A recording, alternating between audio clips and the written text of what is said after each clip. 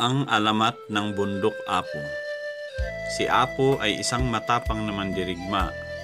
Kilala at iginagalang siya sa maraming tribo dahil sa kanyang katapangan. May anak na dalaga si Apo. Amina ang pangalan niya. Napakaganda ni Amina kaya napakarami niyang manliligaw. Isa sa mga manliligaw ni Amina si Ahmed. Bukod sa mabait ay matapang na mandirigma rin si Ahmed.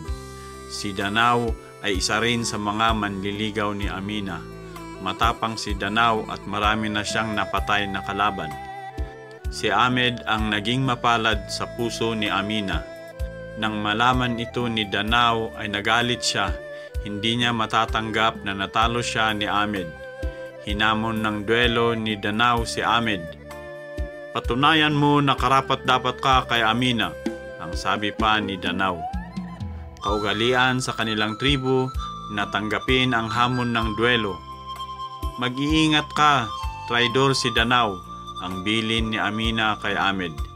Itinakda ang araw ng duelo.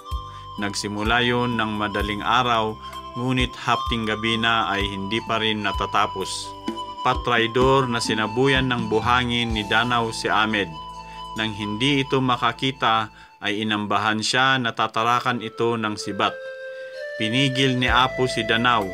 Hindi inaasahan ng lahat ang sumunod na ginawa ni Danaw. Si Apo ang sinaksak niya. Agad namatay si Apo. Nagluksa ang buong tribo sa pagkamatay niya.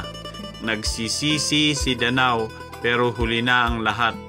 Sa pinaglibingan kay Apo ay may tumubong bundok. Bilang pag-alala sa matanda ay tinawag nila itong bundok ng Apo na nang lumaon ay naging bundok Apo.